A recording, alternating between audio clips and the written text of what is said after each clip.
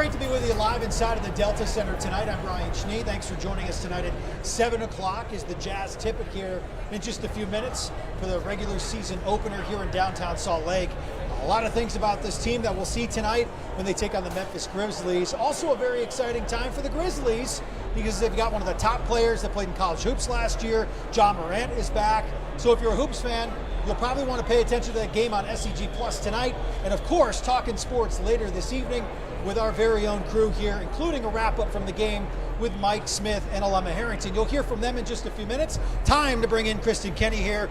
Knows this building very well. Always nice to talk Jazz hoops with you and be here for a momentous night for the 51st season. Here we go, and I can't believe they turned this arena around. Wild, from hockey right? last night to then basketball tonight. Then they got to repeat it again tomorrow. Hockey's back, and then Friday, basketball's back.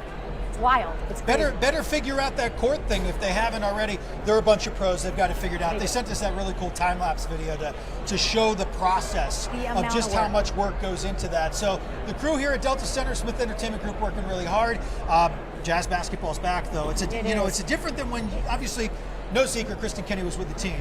And now this program's a little different. I mean, it's a younger team. They're building the future. Rebuilding. This is all about rebuilding. And my time with the Jazz, they were in it. They were going to the playoffs. They were making their push. This is a different era right now. And so this is just going to be, we're going to see how this team comes together, with these young guys and get them the opportunity to get the minutes and, work through the kinks. A little bit different vibe here tonight compared to when the Utah Hockey Club got things going, not just with the preseason game, but of course the home opener. It was wild here, and I'm thinking Jazz fans will definitely show up and do the same. This is the legacy sports franchise in the state of Utah, a storied franchise, so they've got it all figured out. Yeah, and Jazz fans always show up. They're loyal. Always. They're diehard. And we've got a little bit of that excitement out front earlier. We were playing some of the games with the kids. You saw a kid that had been, actually, I connected with a fan that I knew back in 2019. Wait, did you all see the give and go, the screen and roll with KK and I earlier? They didn't. They're going to have to rewatch it. And did you see Brian dancing? I was dancing. He was dancing. I'm going to let you go watch the intro. Yeah, go watch the intro. I'll let you know how it is. Yeah, okay. fill us in here in just weather. a minute. I'll be back. Meteorologist Sean Kelly here, buddy, repping the purple. That's right. The court is not purple tonight. We'll see that purple roll out here coming up in the future. This is a very nice day to be walking throughout downtown, to be coming to a Jazz game. Delta Center, things are really taking a turn. Right, absolutely. I mentioned earlier, I walked from the station to downtown. It was wonderful. We had a record high temperature. Do you know that today? I did not even know. 78 degrees. You didn't feel bad wearing the full suit. Right, yeah, it wasn't bad. And that's what's great about this time of the year is the nights cool off pretty quickly despite the very warm temperatures, despite the record-breaking heat. So yes, we had a high of 78 degrees. That broke the old record of 77 degrees set back in 1952. Let's talk about the temperatures right now. It's cold in here in the arena, in the Delta Center right now, as temperatures outside are cooling off as well into the 60s for much of the Wasatch Front. We had plenty of sunshine today that helped warm us up. We had winds generally out of the south for much of the area. We're going to be kind of flipping the gear here as we get into the overnight. Winds will be transitioning out of north and west. That's all thanks to a cold front that'll be moving in eventually here. You'll see the temperatures as we get through the evening, eventually cooling off into the 50s and 40s for lows. Let's talk about the chance. There's a chance. So you're saying there's a chance? Yes, there's a chance for a spot shower across the northern Wasatch Front as we head through the overnight. That's with our cold front. It's something we're watching out for. The better chance for rain will be early next week as we see a little bit more of an active weather pattern. So coming up in First Alert Weather, what we are tracking here, Brian Schnee, is a cold front we've got tonight. 20-degree temperature drop tomorrow. That's a big deal. That's wild. Warm weather for the weekend, and then an active stretch of multiple storms that we could see for next week. So that means mountain snow and valley rain. So there's a lot of moving parts here over the course of the next 7 to 14 days. So typically I'd let you go, but KK ran inside, so I want to keep you for a sec. Okay, yeah. You're here, you've been to some of the hockey games. You're also relatively new to Utah. Yeah. Jazz basketball is the flavor. What's it like to be in here tonight? I mean, it's electric. Right now, it's actually, I'm cold because it's a meteorologist with the ice rink. Talking temps. You can feel the difference. I know they were saying they're going to keep it obviously cold in here, but no, what's it like in here? I love the atmosphere, and I found a few fans that are both Utah hockey fans and Jazz Oh yeah, fans. So there's a that's big cool. crossover now. And this is going to be my first game to be able to see. So I'm excited to see it. I'm excited to learn a little bit more about the players and about the fans, and I think this is just an exciting opportunity. Let's do that, because I had the opportunity to chat with two members of the Jazz broadcast crew just before this game got going. Here's part of my combo with Mike Smith and Alema Harrington. We interrupt this very important conversation about the wardrobe choice to talk about basketball for a few minutes with the Jazz broadcast team, Alema Harrington, Mike Smith. Thanks for joining us, first and foremost, fellas. I know it's probably very nice to be back here to be doing this. I mean, you just rolled out some new threads, right? Yeah, so I got my guys that take care of me at Mr. Mac, and I'm ready to go. Something new. Mike's got some new stuff coming, from what I understand. Tomorrow? Tomorrow I'm going to pick it up from the guys downtown, HM Cole. Are going to outfit me this year, so I'm super excited. And this is, maybe from years past, but it felt like opening night. I throw on like a tuxedo jacket. So I like it. And we dropped the important names out there on television. Always good. So let's talk about some hoops here. Jazz Grizzlies tonight. First off, let's start with the hometown fellas here. What are you looking at for the 51st season of Utah Jazz basketball? Well, investing in the future, right? That's the theme. So I'm always excited to see the new players, whether it's the second-year guys or the rookies, and we'll get a chance to see both of them. Of course, Lauri Markkanen is a fan favorite, and I want to see what he's going to look like in a regular NBA regular season game. So I'm looking forward to that. Mike, who stands out? it could be any number of guys. Like, it's a big year for Walker Kessler, year 3. Year 2 to year 3 is when you make that jump and make a statement. He needs to make that statement. His dad loves Tim Duncan and the fundamentals of Tim Duncan. He needs to be a little bit more Tim Duncan-like. Keontae George, I think, spent the summer connecting with his teammates and providing leadership and growing, says he sees things clearer than ever, which is good for a point guard. Remember, he doesn't have a lot of time as a point guard, just now 2 years, 1 year at Baylor, 1 year in the NBA. And then it could be any number of guys, but I love Lauri. I mean, what Lauri's done in 2 years here is incredible to his previous 5 years. And if you ask Lauri who's the most influential person in his NBA career, you know what he says? Will Hardy. Who's that? Right. And well, I think we're all looking forward to the progression for Will Hardy as a head coach as well. And I love that the players are very quick to give credit to Will, because this is obviously Will's first time as a head coach in the NBA. You know, how is he going to do it? And he draws from, of course, Popovich at San Antonio. That's got a lot to do with it.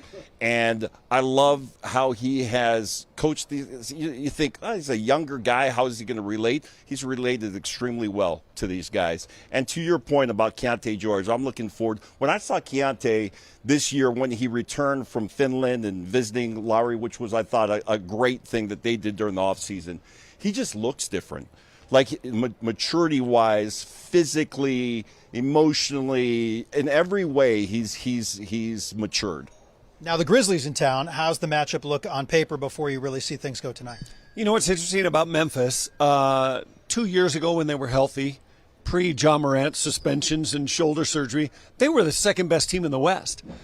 They're guard heavy in terms of their talent. Marcus Smart, Luke Kennard, the great Ja Morant, Desmond Bane. The question is, can they step it up in the front court? Can Jaren Jackson have another great year? And can Zach Edey be what most people think, maybe the most interesting man in the NBA? Two-time National Player of the Year. The previous guys before him are like Lou Alcindor and Bill Walton.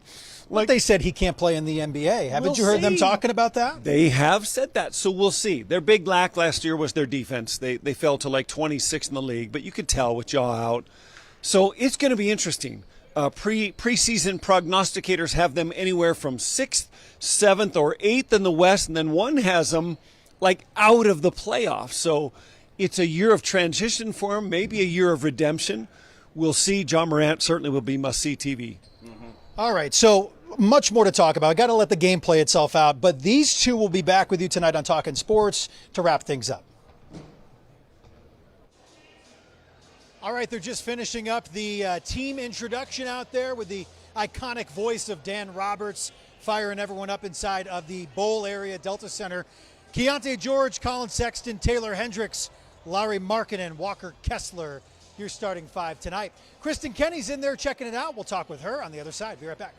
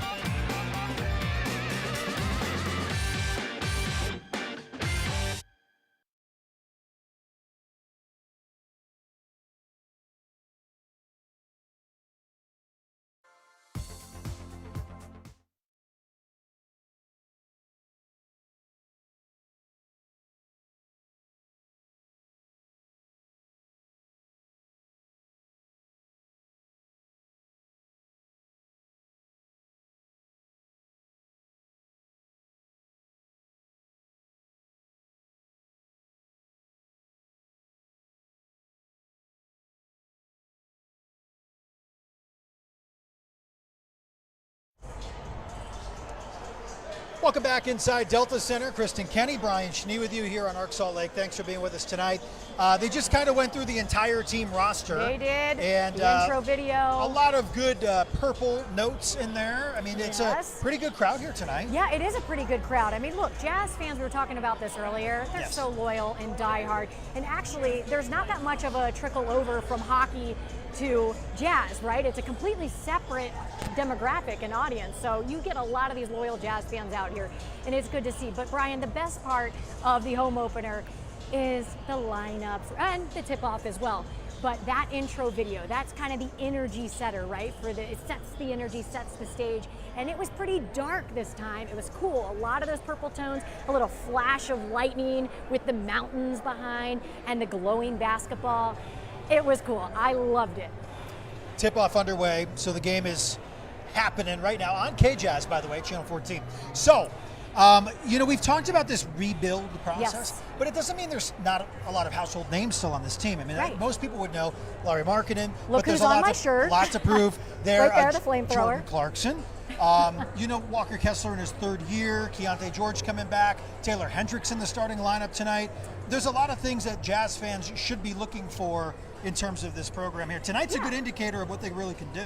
Yeah, right. And I think, again, this is kind of we talk about the rebuild, right? And developing this young core and these young guys and seeing what they can get out of them, push those limits. And Will Hardy is able to do that because they're so young. I mean, how exciting is that? It's a different way to look at it. Like, what can we get out of these guys? And of course, those familiar faces helping guide them and play that more veteran role on this young team.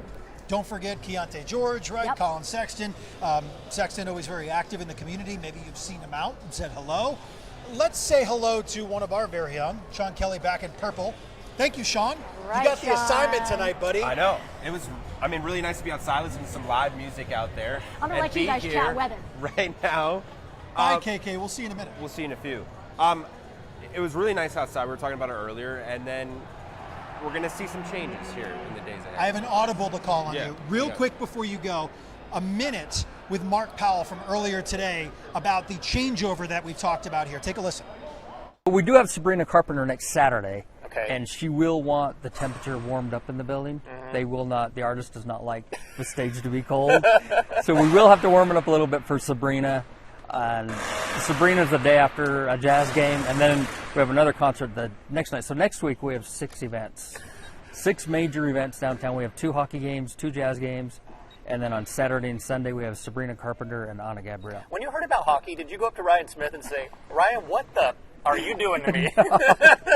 No, he just said, "Buckle up, bro." That's all he said. Buckle up, bro. Buckle up, bro. Yeah, well, I've seen him put in the court. They do it really quickly, actually. Yeah, they've got it down. Okay. It's great. The hockey, we're getting that down, but that's a new thing. All right, back here with meteorologist Sean Kelly. Temperatures right now in Salt Lake in the mid-60s, Yeah. and inside, you noted, a little bit cooler because there's ice underneath the floor now. Something very different than what happened years past here with the Jazz. So I would say that's kind of the noticeable difference inside here, just how cool it is. And they mentioned they are going to kind of warm it up for Sabrina here in a few weeks. But yeah, especially when you go from outside, when we had record-breaking heat, to inside, you notice a difference. But right now we're cooling things off across the Wasatch Front. We've got a cold front moving in later on tonight, believe it or not. This time tomorrow, get ready for a 20-degree temperature drop. That's going to be a noticeable change as you step outside. So let's take a look at the temperatures across the state, because much of the area, pretty comfortable. I'd say maybe a light jacket will be needed in a few spots, especially near Heber and into the Price area. We're into the upper 50s. Down in St. George, of course, you're plenty warm. Let's talk about the winds, because this is going to be a different kind of component we're going to be watching with this cold front moving in. Obviously, the drop in the temperatures, but the wind shift out of the northwest, and then gusting later on tonight and especially early tomorrow morning for the morning commute, up to 30 to 40 miles per hour. What that means for you is I want to make sure that your Halloween decorations are extra secured with these strong wind gusts. So be mindful of that. Fortunately for everyone, it's going to be short-lived as the winds calm as we get closer towards the lunchtime hour tomorrow. Also, it's going to be beautiful tomorrow. Despite the chill in the air into the 50s, there'll still be plenty of sunshine. So as we head into the overnight with the cold front, there could also be a passing shower. It's mainly in southern Idaho and mainly across the northern Wasatch Front. Not a big deal. It's a spot shower, and then those chances for rain, though they are low, will decrease as we get into tomorrow morning. So sunshine tomorrow afternoon.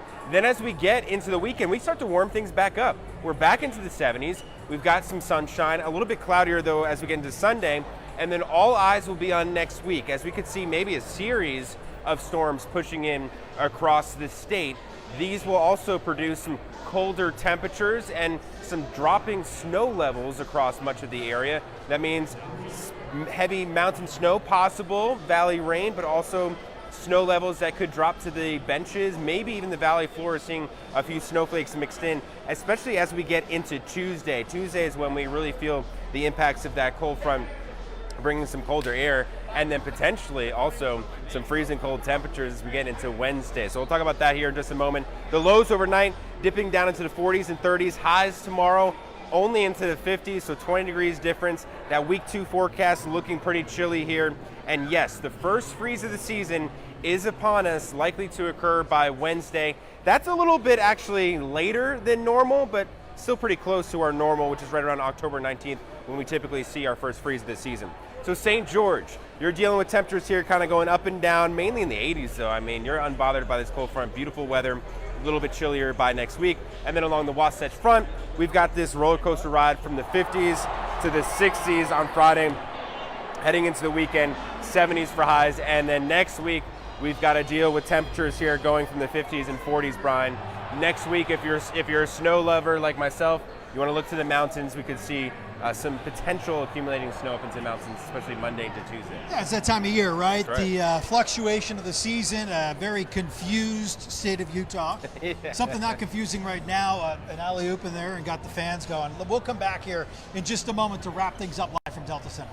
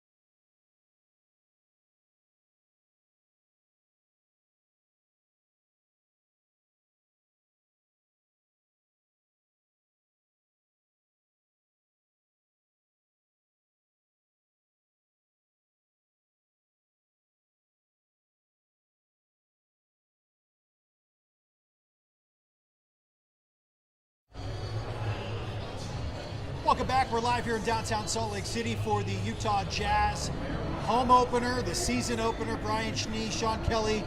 I don't know where Kristen Kenny is. Oh, there she is. She made it here. I needed my heels for Between today. the two towers. KK, you were inside, obviously. Yes. You've seen a lot of Utah Jazz basketball over the years.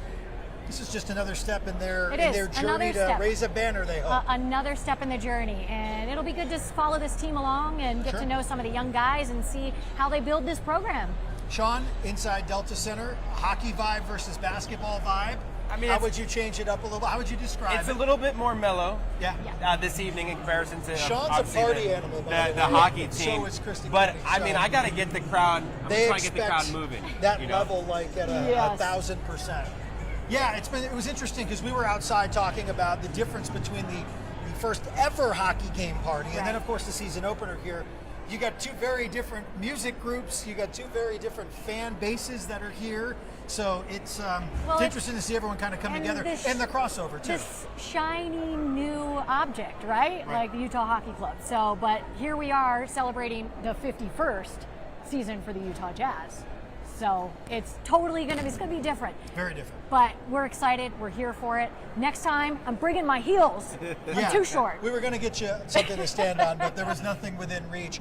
You know, if you're coming out here tonight and you say, hey, I want to buy some merchandise, and you're like, I'm also a Utah Hockey Club fan now, Yeah, right? you can get it. They've got They both. got all that Yeah. for you, too. Sean, I know you're going to go peek through the store here. Absolutely, but I might also get some of that yellow gear I know. because I mean they're wearing the yellow Well, out there. Right yeah, now. and they're going to be steering away from that, right? Going more towards the purple. So you can hold on to that. It can be Okay. keepsake. Always break out the polo for every Jazz assignment. Yeah. All right, thanks for joining us live tonight. Appreciate you hanging with us here for the last half hour or so. The Jazz on the court right now on K-Jazz. We are back tomorrow night for another installment of the show. See you. Go Jazz.